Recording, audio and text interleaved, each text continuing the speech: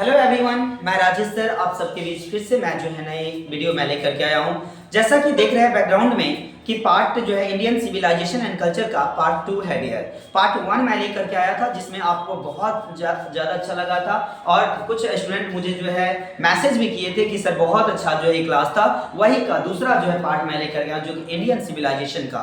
पहला पार्ट में मैंने बताया था कि इंडियन सिविलाइजेशन में जो गांधी जी के परिचय के बारे में बताया था। जैसा कि गांधी जी का जो जन्म होता है 2 अक्टूबर 1869 को और मृत्यु होता है कब, इसमें जो है 30 जनवरी 1948 को। ये दोनों याद रखना, बहुत बार पूछा गया है। उसके बाद कहते हैं वो गांधी जी जो चंपारण गए थे वो जो कब गए थे तो मैं बता दूं 1917 में गए थे चंपारण, ठीक है, याद रखना। उसके बाद इसके बचपन का नाम मोहनदास जो है मोहनदास था। इनके पिताजी का नाम करमचंद गांधी था। इस प्रकार से जो मोहनदास का पूरा नाम जो है मोहनदास करमचंद गांधी था, ठीक है, गांधी जी का नाम दिया, ठीक है। अब इसमें जो मैं बता दूं एक और जो है याद रखना कि माय एक्सपेरिमेंट्स ट्रूथ इनकी अपनी जो है आत्मकथा थी जिन्होंने जो है कि इनके द्वारा लिखा गया, तो गांधी जी के द्वारा जो लिखा गया। इसके बाद जो है एक नॉवेल्स आर्टिकल्स भी जो है कहा जाता है। आई होप ये जो है ये समझ में आया होगा। देखते हैं अगले जो है क्लास की तरफ। देखो यह पार्ट 2 की तरफ जैसा कि आप लोग देखते हैं बैकग्राउंड में इंडियन सिविलाइजेशन ये पार्ट 2 दिया गया है डियर, ठीक है। मेरे साथियों मेरे से याद रखेंगे कि अगर ये क्लास जो है आपके लिए मेहनत किया जा रहा है इस क्लास में, तो आप जो है इसमें जितने भी स्टूडेंट है इस चैनल को जो है ड्रीम इंग्लिश एकेडमी 0.2 को आप लोग जो है एक बार सब्सक्राइब कर देंगे और अपने दोस्तों के साथ शेयर जरूर कर देंगे, ठीक है। देखो यहाँ पे जो मैं बात करता हूँ, देखो चलिए चलते हैं क्लास की तरफ। यहाँ पे इंडियन सिविलाइजेशन की मैं चर्चा करता हूँ, तो याद रखना कि इंडियन सिविलाइजेशन का आज हम जो है ना पार्ट 2 लेकर के मैं आया हूँ, ठीक है। पार्ट 2 लेकर के जबरदस्त क्लास होने वाला है आज का, ठीक है। याद रखना कि देखो यानी कहा गया है, याद रखना पैराग्राफ जो है शुरुआत कर वर्ड से पहले मैं बता दूं, अगर तुम सूरज की तरह चमकना चाहते हो ना तो डियर याद रखना सूरज की तरह तुम्हें जलना भी पड़ेगा, ठीक है। ऐसे नहीं तुम घर में बैठ करके सोचते हो कि मैं टॉप कर जाऊंगा, नहीं मेरे शेर, आपको जो है ना पढ़ाई करना पड़ेगा, ठीक है, याद रखना। देखो चलिए शुरुआत करते हैं। चलिए ये सब जो है बात की बात है बट मैं शुरुआत कर रहा हूँ। कहता है देखो पैराग्राफ 1 में बताया गया, देखो ये इसमें जो है दिया गया टोटल जो मैंने बताया था कि पैराग्राफ 24 दिया गया है। कितना? 24 दिया गया है मेरे साथियों, ठीक है। और इसमें जो है यहाँ पर देखो पैराग्राफ 1 की मैं बात करता हूँ तो इसमें याद रखना 24 में से जो फर्स्ट की मैं बात करता हूँ, तो फर्स्ट की मैं बात करता हूँ तो इसमें देखो यानी 24 की मैं बात करता हूँ तो इसमें पैराग्राफ 1 की चर्चा आज हम लोग जो है करने वाले हैं, ठीक है। तो देखो यानी क्या कहते हो डियर, जो बगल में बैठा बहुत हरकतें कर रहा है इसलिए थोड़ा हंसी लग जा रहा है, ठीक है। देखो यानी कहता है, देखो यानी ध्यान से समझ रहा है, कोई बात नहीं, हम लोग पढ़ाई करते हैं, ठीक है। कोशिश करोगे समझने का कि पहला चैप्टर जो इंडियन सिविलाइजेशन है उसका पैराग्राफ मैं 1 से शुरुआत मैं कर रहा हूँ, ठीक है। देखो कहा गया I believe that the civilisation Indian has evolved is not to beaten in the world, है ना। यानी ये कहा गया कि देखो यहाँ पे ये कहा गया कि मुझे यकीन है, कौन कहता है? ये गांधी जी कहते हैं कि मुझे यकीन है कि जो भारत ने जिस सभ्यता का विकास किया है, यानी भारत ने जो जिस सभ्यता का विकास किया है वह संसार में किसी से परास्त नहीं हो सकती। परास्त मतलब होता है क्या? किसी से बराबरी नहीं कर सकती, ठीक है। कोई भी सभ्यता से बराबरी नहीं किया जा सकता। जैसा सभ्यता का विकास भारत, जिस सभ्यता का विकास जो किसने यानी संसार में जो भारत ने किया है, किसका? यानी भारत ने किया, जिस सभ्यता का विकास किया उसकी बराबरी या उसको परास्त कोई नहीं कर सकता, ठीक है। यानी इसमें याद रखना कि इसकी परास्त जो यानी गांधी जी का क्या कहना है कि जिस सभ्यता का विकास हमारे देश में हमारे भारत में हुआ है उसकी बराबरी इस दुनिया में कोई नहीं कर सकता। इसमें लिखा गया है क्या कैन, इसमें जो involved is not beaten in the world, beaten मतलब जो है जैसा इसका घिसा गया उसे परास्त कोई नहीं कर सकता, हरा कोई नहीं सकता, ठीक है। आई होप ये लाइन समझ गए होंगे। दूसरा लाइन है डियर, इसमें देखो कहता है nothing can equal the seeds sown by our ancestors. मेरे डियर याद रखना कि इसमें इक्वल मतलब होता है बराबरी। क्या होता है? इक्वल मतलब क्या होता है? बराबरी। सीड्स मतलब होता है बीज और सोन मतलब क्या होता है? बोया गया, ठीक है। और आवर एंसेस्टर्स मतलब हमारे पूर्वज, ठीक है, याद रखना। तो कहता है जो बीज हमारे पूर्वज द्वारा बोए गए थे, जो बीज, ऐसा नहीं कि अब ये मत समझ लेना कि गेहूं का बीज नहीं डियर मेरे साथियों, ये सभ्यता जो हमारे पूर्वज द्वारा बनाया गया था उसका चर्चा यहाँ किए हैं कौन, महात्मा गांधी जी, ठीक है, इस चैप्टर में। तो कहते हैं कि जो बीज हमारे पूर्वज द्वारा बोए गए थे उनकी बराबरी इस दुनिया में जो है कोई नहीं कर सकता, है ना, इस दुनिया में कोई नहीं कर सकता। जो बीज हमारे पूर्वज के द्वारा जो है बनाया गया था यानी बोया गया था उनकी बराबरी कोई नहीं कर सकता। Equal the seeds on by our ancestors, our ancestors मतलब होता है हमारे पूर्वज, क्या होता है डियर, हमारे पूर्वज। आई होप आप लोग जो ये इतना समझ गए होंगे।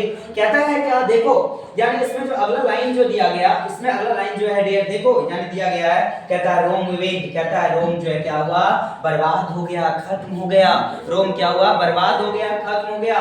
Greece and share the same at the might of the pharaohs was broken, और कहता है कि ग्रीस का भी वही हाल हुआ, मतलब क्या कहता है कि ग्रीस का भी क्या हुआ यानी वही हाल हुआ, है ना। pharaohs कहता है इसमें pharaohs का बल जो है टूट गया, मतलब इसका जो बल जो था, इसका शक्ति जो था क्या हुआ यानी टूट गया। ये किसको कहना है, गांधी जी का कहना है कि कहता है रोम जो क्या वेंट यानी रोम वेंट क्या हुआ, रोम बर्बाद हो गया, खत्म हो गया, लुप्त हो गया। और कहता है Greece shared the same fate of the might of the pharaohs was broken, और कहता है कि ग्रीस का भी जो है वही हाल हुआ और pharaohs है ना, किसमें कहता है pharaoh है ना का बल जो है क्या हुआ यानी टूट गया, इसकी सपना जो है क्या हुआ, चकनाचूर हो गया, टूट गया, ठीक है। आगे कहता है जापान हैज बिकेम द वेस्टर्नाइट, वेस्टर्नाइट मतलब समझते हैं ना क्या होता है, वेस्टर्नाइट मतलब जो है यहाँ पश्चिमी होता है, ठीक है, पश्चिम सभ्यता की चर्चा किया गया है इसमें, ठीक है, याद रखना। तो कहता है Japan has become westernised of the China, nothing can be seize, यानी ये बताया गया कि देखो यानी यहाँ जो कहा गया इस लाइन में, कहता है जापान जो है पश्चिमता सभ्यता के रंगों में रंग गया, चीन के बारे में कुछ कहा नहीं जा सकता।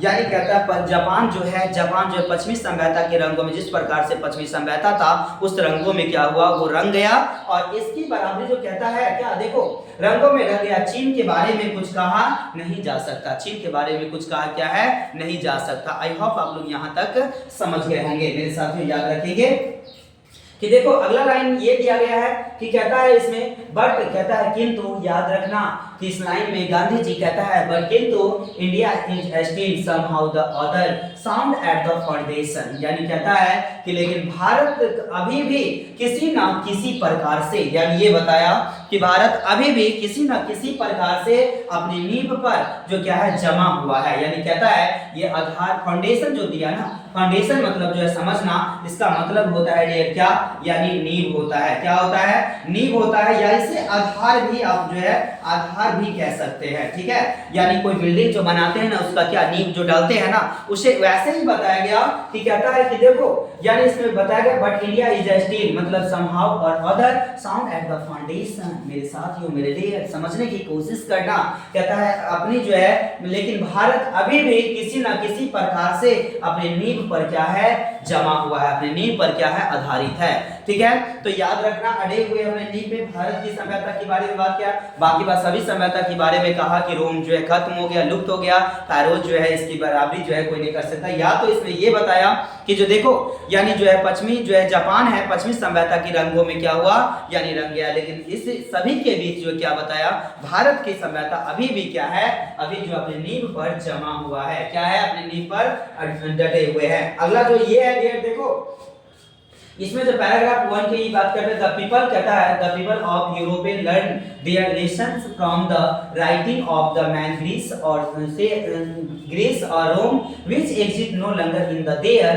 Farmer glory. कहता है यूरोप के लोग ग्रीस या रोम के लेखन से सबक सीखे जो अपने पहले की गौरव के मौजूद नहीं, यानी ये कहता है यूरोप का जो लोग था है ना, यूरोप का जो लोग था उस लोगों के बारे में चर्चा किया गया कि कहता है यूरोप का लोग जो है यूरोप के लोग ग्रीस और रोम के लेखन से एक सबक सीखा, जो ग्रीस का लोग लिखा और उस चीज से एक सबक सीखा जो अपने पहले गौरव के मौजूदगी नहीं, कहता in trying to the learn from the them, यानी कहता है उनसे जो सीखने की कोई कोशिश में, यानी इनसे क्या है सीखने की कोई कोशिश में ये बताया गया कि देखो यानी अगला जो कहा गया कि इसमें कहता है the Europeans imagine that they will avoid the mistakes of Greece है ना एंड रोम। कहता है कि यूरोप के लोग, यूरोपियन किसको कहा गया?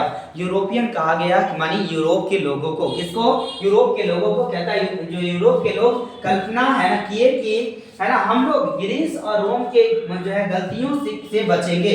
यानी जो गलतियां ग्रीस ने किया, जो गलतियां रोम ने किया, उस गलती को क्या करेंगे? यानी हम नहीं दोहराएंगे। ठीक है, ये वही कहता है यूरोपियन, यूरोप के लोग जो है कल्पना किए, इस बातों को जाने, इस बातों को समझे कि जो गलतियां यहाँ पर जो है क्या ग्रीस ने किया है या जो रोम ने किया, उस गलतियों से हम लोग बचेंगे, उस गलतियों को हम लोग नहीं दोहराएंगे दोबारा। ठीक है, नहीं तो मेरा भी सभ्यता जिस प्रकार से इनका सभ्यता लुप्त हुआ, उस प्रकार से मेरा भी सभ्यता क्या होगा? यानी लुप्त हुआ। ये कहना है किनका? गांधी जी का डेयर इस चैप्टर में। ठीक है, कहता है देखो यहाँ पे याद रखना कि यहाँ पे ये बताया गया कि देखो यानी कहता सच इज द देयर है ना, कहता है कि देखो इसमें अगला है such is the their pitiable condition, और इसका मतलब होता है दयनीय है ना। कहता है जैसा कि उनका दयनीय स्थिति है ना, ये कंडीशन मतलब स्थिति होता है, याद रखना। तो जैसा कि उनका क्या है? दयनीय जो है स्थिति है। आई होप आप लोग जो है ये पार्ट को जो है पैराग्राफ जो है फर्स्ट है इस चीज को समझे होंगे, और यहाँ से शायद आपका जो है ऑब्जेक्टिव बनेगा डेयर। ठीक है, पैराग्राफ 2 में देखते हैं। देखो कहता है पैराग्राफ 2 में समझाया गया, कहता है कि देखो यहाँ पे जो है पैराग्राफ 2 की बात करते हैं, ये सबको बीच, और इसमें कहता है इन द मिडिस्ट ऑफ जो है ऑल दिस, यानी कहता है इन सबों के बीच, मतलब क्या? ये सारी सभ्यता के बारे में जो बताया गया ना, वो सभ्यता के बीच कहता है कि देखो in the midst of all this, यानी इन सबों के बीच alien remains immovable and that is her glory. कहता है जो इसमें ये बताया कि भारत अचल रहा, यही इसका गरिमा है। मतलब ये बताया कि ये सबों के बीच जो है ना भारत अभी भी अपनी नींव पर, अपनी आधार पर पूर्वज के द्वारा जो बनाया गया उस पर अभी भी क्या है? वो डटे हुए हैं। क्या है? डटे हुए हैं। लेकिन सब सभ्यता क्या हुआ? अपने अपने लुप्त जो है हो गया, सभी देश का सभ्यता जो लुप्त हो गया। लेकिन हमारी सभ्यता जो है ये सब के बीच, ये सभी सभ्यता के बीच हमारी सभ्यता कहता है कि भारत अचल जो है, इसमें जो अचल रहा यही इसका गरिमा है। क्या है? यही इसका गरिमा है। डियर आई होप आप लोग यहाँ तक की बातों को जो है अच्छे से समझे होंगे। अगला कहता है देखो, कहता है इसमें दिया गया कि it is the charge against Indian that her people are so uncivilised, ignorant and stolid that it is not possible to induce them to adopt any change. यानी ये बताया कि देखो ध्यान से समझना मेरे साथियों, ध्यान से समझना कि कहता है भारत के विरुद्ध आरोप लगाया जाता है। यानी भारत जो है, जो बताया जा रहा है कि भारत के विरुद्ध जो गांधी जी के द्वारा जो कहना है कि भारत के विरुद्ध क्या है? आरोप लगाया जाता है कि इसके लोग, कहता है जो इसके लोग है या मतलब यहाँ का जो लोग है इतने असभ्य है, अज्ञानी है और भावहीन है। मतलब क्या? असभ्य मतलब क्या? इनके पास कोई सभ्यता नहीं है। अज्ञानी मतलब क्या? इसके पास कोई ज्ञानी नहीं है। ये भारत के विरुद्ध ये कहा जा रहा है। ठीक है, मतलब भारत के लोगों के विरुद्ध। कहता है भावहीन है, कहता है उन्हें किसी भी प्रकार का है ना परिवर्तन के लिए क्या है? राजी करना संभव नहीं। कहता है इसके बदलाव के लिए इसे जो है राजी करना क्या है? यानी संभव क्या? यानी नहीं है। ये बताया कि इसमें जो भारत की संस्कृति और सभ्यता को लेकर के। ठीक है, अब इसमें जो ये बताया कि देखो यानी यहाँ पे बताया it is the charge really against our merit. कहता है वास्तव में यह आरोप हमारे गुण के क्या है? यानी खिलाफ है। ये बताया कि जो है इसमें देखो, यानी ये बताया कि जो इसमें, यानी जो ये बताया कि इसके प्रति जो है ये बताया कि देखो यानी वास्तव में ये जो हमारे किसके यानी गुण के प्रति क्या है? यानी खिलाफ है। याद रखना कि it is the charge really against our merit. कहता है देखो यहाँ वास्तव में यह आरोप हमारे गुण के विरुद्ध है। ठीक है, ये किस में? यानी हमारे जो कहता है जो भारत के लोग है एक असभ्य है, अज्ञानी है, भावहीन है। ये दूसरे देशों के खिलाफ एक आरोप लगाया जा रहा है हमारे लोगों, देश के लोगों पे। ठीक है, ये बताया जा रहा है। उसके बाद तो देखो नेक्स्ट की मैं बात करता हूँ, तो देखो यानी इसमें जो है मैंने बताया कि देखिए यहाँ पे जो मैंने बताया अगला जो लाइन है जिसे कहता है जो what we have tested and the found true on the जो anvil of experience we did not change, यानी ये क्या बताया मेरे साथियों, कहता है जिसे हम अनुभव के लिए जो है निहाई जो है इसमें निहाई पर परखा और सही पाया, हमें कहता है बदलने की साहस नहीं, यानी ये कहा कि इसे बदलने की क्या है साहस नहीं। Many trust their advice of an India and the she remains steady, और इसमें ये बताया जाता है कि देखो यानी ये बताया गया कि कहता है कईयों ने भारत पर अपनी राय दी, मतलब कितने देश ऐसे हैं जिन्होंने अपनी जो है क्या दिए यानी राय दिया, अपने विचार दिए, हम लेकिन कहता है हम जो है अटल रहे, मतलब क्या हम जो अपनी सभ्यता पर अपने नींव पर क्या रहे यानी अटल रहे।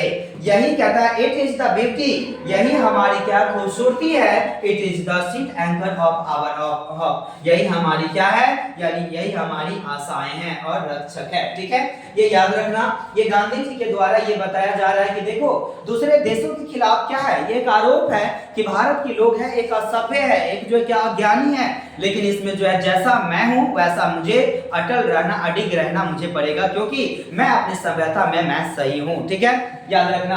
कहता है पैराग्राफ जो है किसका 3 की मैं बात करता हूं, तो 3 की बात करते कहता है civilisation is that the mode, इसमें मोड होगा डियर, याद रखना, mode of conduct which point out to the man the path of duty. कहता है जो सभ्यता चाल चलन है जो इंसान को कर्तव्य की राह दिखाती है, यानी सभ्यता एक ऐसी चीज है जो एक इंसान को एक जो लोगों को क्या है चलने की चाल चलन की एक कर्तव्य की जो है क्या एक रास्ता दिखाती है। यही बताया गया कि इंसान को कर्तव्य मतलब क्या होता है याद रखना पाथ ऑफ ड्यूटी, मतलब कर्तव्य की राह, राह मतलब जो पाथ होता है, ड्यूटी इसमें ये ड्यूटी मतलब कर्तव्य। ठीक है, याद रखना, तो कर्तव्य की राह दिखाती है। Performance of duty and observance of morality are convertible terms, यानी ये बताया कि देखो ये बताया कि कहता है कर्तव्य का प्रदर्शन और नैतिकता का पालन करना परिवर्तनीय जो है नियम है, यानी कहता है कर्तव्य का जो है पालन करना, इसमें ये बताया कि देखो कर्तव्य का प्रदर्शन और नैतिकता का पालन करना हमारे लिए परिवर्तनीय क्या है ये नियम है, मतलब क्या इसमें जो एक परिवर्तन क्या है होना चाहिए। ठीक है, ये बताया कौन गांधी जी। आगे की लाइन में देखते हैं डियर, देखो आगे तो दिया गया कहता है क्या to observe morality to the attain mastery over our minds and passions, कहता है नैतिकता का पालन करना हमारे मन हमारे इच्छा पर काबू प्राप्त करना है। मतलब ये बताया कि देखो गांधी जी के द्वारा बताया गया कि जो है जो कहता है to observe morality it to attain mastery over the minds and passions, कहता है देखो नैतिकता का पालन करना है ना हमारे मन और हमारी इच्छा पर काबू कर जो है प्राप्त करना है डियर। ठीक है, इसमें कहता है देखो अगला लाइन है सो डूइंग वी नाउ है ना आवर सेल्व्स, यानी ये बताया कि देखो ऐसा करने से हमें स्वयं को जो है हम स्वयं को जानते हैं, ऐसा करने से हम जो क्या है स्वयं को यानी खुद को जानते हैं कि हम क्या है।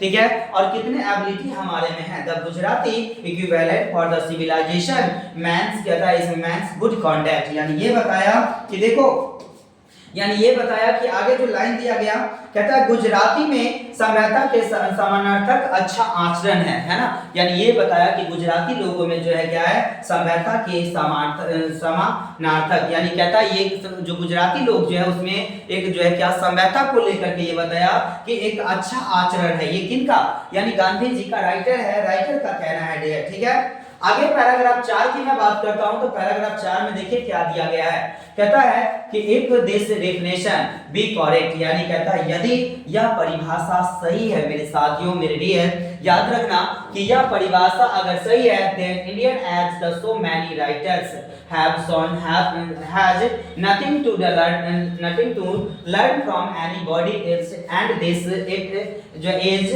at it should be, यानी ये बताया कि देखो यानी जो है राइटर का कहना है डियर, राइटर का कहना है कि यदि यह परिभाषा सही है तो भारत जैसा कि बहुत सारे लेखकों से पता चलता है कि किसी से सीखने की आवश्यकता नहीं है। यानी अगर कहता है ये डिफिनेशन अगर सही है, ये परिभाषा अगर सही है, गांधी जी का मानना है कि अगर ये सही है तो मुझे किसी से जो है कोई सीखने की जरूरत क्या है यानी नहीं है, और यही वैसा ही है जैसा कि इसे होना चाहिए। कहता है इसमें देखो याद रखना कि एज इट शुड बी, यानी जैसा कि उसे क्या है होना चाहिए, सभ्यता वैसे ही है भारत की सभ्यता जैसा उसे होना चाहिए, इसे कोई आवश्यकता की जरूरत नहीं है। ठीक है, आई होप आप लोग जो यहाँ समझ गए होंगे। पैराग्राफ जो 5 की मैं बात करता हूँ, देखो कहता है we notice that the mind is restless bird, है ना। रेस्टलेस वर्ड समझते हैं, इसका मतलब होता है बेचैन, बेचैन। ठीक है, क्या होता है बेचैनी, और इसका वर्ड मतलब क्या होता है चिड़िया। ठीक है, तो याद रखना कहता है we notice that the mind is restless bird the more its gets the more its wants and still remains unsatisfied. देखो डियर, आई होप आप यहां तक समझ गए होंगे, यहां की क्लास भी आप समझ में आएगा। कहता है देखो हम देखते हैं कि मन एक, यानी किनका कहना है, माने हमारे गांधी जी का कहना है, मेरे शेर गांधी जी का कहना है कि हम देखते हैं कि मन एक बेचैन पक्षी के समान है। मतलब क्या, मन जो है एक बेचैन पक्षी के समान है, जितना ही अधिक इसको यानी मिलता है उतना ही अधिक क्या है चाहता है, फिर भी वह क्या रहता है यानी असंतुष्ट रहता है। वही बताया गया कि देखो वी नोटिस, हम लोग जो इस चीज को नोटिस किया, इस चीज को हम लोग जाने कि कहता है that is the mind, that the mind is restless bird, यानी माइंड क्या है एक बेचैन चिड़िया है की तरह है। माइंड जो हमारा जो माइंड है ना, लोगों का जो माइंड है क्या है एक बेचैन चिड़िया की तरह है। कहता है द मोर इट्स जो है गेट्स, जो जितना पाता है द मोर इट्स वांट, वह उतना चाहता है, एंड स्टिल जो है रिमाइंड्स अनसैटिस्फाइड, फिर भी क्या रहता है, फिर भी वह असंतुष्ट रहता है डियर, क्या रहता है फिर भी वह असंतुष्ट रहता है। कहता है अगला लाइन है डियर, कहता है the more we indulgence in our passions, कहता है द मोर अनब्राइडेबल दे बिकेम।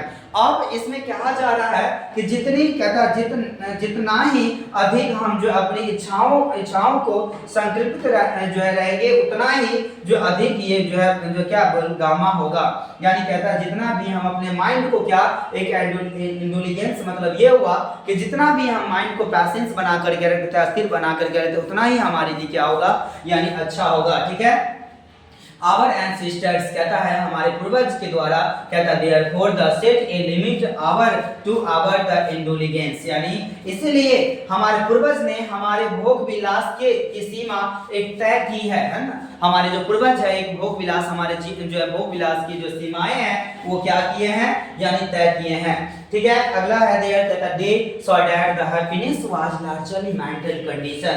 ठीक है, कहता उन्होंने देखा कि खुशी बहुत हद तक एक जो मानसिक स्थिति है। ठीक है, यानी खुशी जो है एक बहुत हद तक क्या है मानसिक स्थिति है। यानी ये बताया गया कि देखो, यानी गांधी जी के द्वारा ये बताया गया कि माइंड को एक जो बताया ना एक बेचैन चिड़िया की तरह बताया, जो बताया कि जो जितना चिड़िया को देखते होंगे जितना वो जो खाता है ना उतना वो चाहता है कि और खाए। उसी प्रकार से इसमें आगे चल के गरीबी और अमीरी के बारे में भी बताया कि देखो ये गरीब लोगों को जो बताया ऐसे बताया कि जिस प्रकार से इसमें जो उसका क्या यानी जिस पर जितना वो चाहते हैं उतना वो जो है यानी जितना वो पाते हैं उतना वो जो है चाहते हैं। तो एक माइंड को बताया कि देखो माइंड क्या है, माइंड जो इसमें बताया कि mind is the restless bird, यानी एक बेचैन चिड़िया की तरह, बेचैनी जो होता है ना चिड़िया के पास, वही बताया कि देखो यहाँ पे mind is the restless bird, यानी माइंड क्या है एक बेचैन चिड़िया की तरह है, जो कहता है the more it gets the more its want, जो जितना चाहता है जो जितना पाता है वो उतना चाहता है।